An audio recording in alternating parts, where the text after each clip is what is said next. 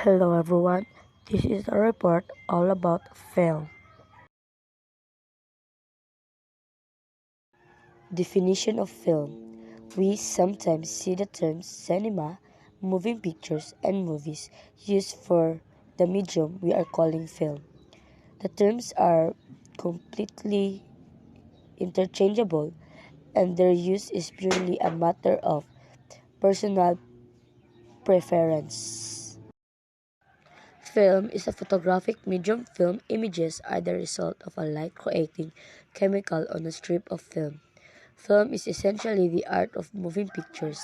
Just an opera stands or falls upon music. A film stands or falls upon its visual content. Thus, motion photography is its most important medium. Adult film is one of the most developed arts. It has become one of the most familiar, shown in local theaters, on television, and in classrooms.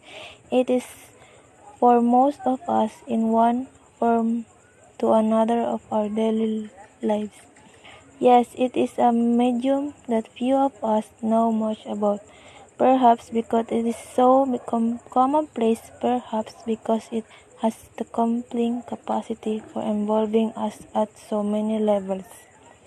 Perhaps we know from our own experience that if you point a movie camera in a given direction and push a button, you make a film. We look, but we are not aware of what we are seeing and hearing. Because of this, film is one of the most rewarding of study. As early as 1832, a toy was patented in Europe in which a series of drawn images slightly different from the next was made to spin in revolving wheels so that the image appeared to move. In the early days of film, several giants rose in the industry, such as Charlie Chaplin and Buster Keaton, and behind them such as David Wark Griffith and Sergei Eisenstein. And they fought the early tendency to make each film a record of a performance on the dramatic stage. In the style of the dramatic stage, with the words often printed out and shown on the screen in brief interrupting moments. Another popular early use of film was for the record of magic tricks that could not be realized on an open stage. George Méliès, a French student of a magician Houdin, made a number of films, often in a double exposure situation, in which he would be looking at himself in the silent film. Mary Pickford followed his tradition by creating a number of illusions that still baffle makers. The film, more than any of the other arts, involved collaborative efforts. Most films began with a script and are planned by the director. Ordinarily, the director does not claim authorship of the script, although it is common for director add dialogue and make many changes. Film shares with other arts certain advantages and limitations. Obviously, it can bring to life physical appearance and actions of any living being in a uniquely factual way. Making the movie. Film production. Film production. The movie that distributed and exhibited to us most first producer. The process of film production involves technology and funding, but people work together. Most films go through phases of production. Three phases of production. First is preparation. The idea for the film is developed and committed to paper in some form. The filmmaker also begins to acquire funds to support the film. Second is shooting. Here the filmmaker creates images in the form of shoots. Third is assembly. At this stage, which may overlap at the shooting phase, the image and the sound are combined in their final form. The reproduction phase. In professional filmmaking, preparation phase is known as pre-production. At this point, two rules are central: that of producer as that and the screenwriter, the producer nurses the project through the script process, obtains financial support, and is arranged to hire the personnel who will work on the film. The production phase, although production is a term for the entire process of the filmmaker. Filmmakers also use it to refer to the shooting phase. As in now that we've got a finished script, we got into production next week. The post-production phases. Filmmakers call the assembly phase post-production. If something goes wrong, something will promise to fix it in post. Yet this phase does not begin simply after shooting. Types of film. Documentary film. A documentary film purpose to present factual information about the world outside the film. For example, primary work as to take it is a factual account of John Kennedy and Hubert Humphrey campaigning to win the 1960 Democratic presidential nomination. Experimental film. Another basic type of filmmaking is willfully non-conformist in opposition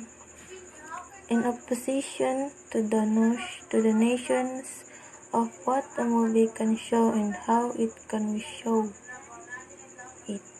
Animation and specialization effects. The word animation means bringing to life, and that is precisely what the animator does with drawing people, animals, and animate objects. The Philippine film in a nutshell. Bienvenido Lumbera say that filmmaking in the Philippines started since 1919, long enough for an art form to reach a high level of maturity and relevance.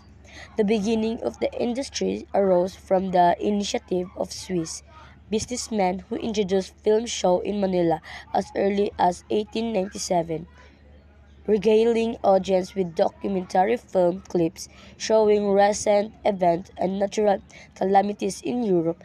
At this time, the Filipinos were waging in a revolutionary war against the colonial rule of Spain. In Figure 93, La Mujer Filipina 1927 was one of the first silent movie produced by Jose Nepomuceno. Over the years, Filipino film have changed greatly, although in terms of technological competence and artistic quality.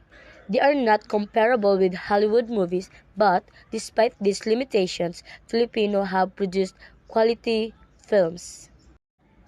The national artist in Philippine cinema is Lino Broca, director for film and broadcast arts here and abroad.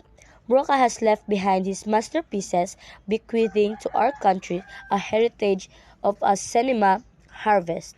To name Broca's films include the following: Santiago, 1970, Wanted, Perfect Mother, 1970, Tubog sa Ginto, 1971, Stardom, 1971, Tinimbang ko sa Kuko ng Liwanag, 1975, Inslang, 1976, Macho Dancer, 1989, and Ora Pro Nobis, 1989.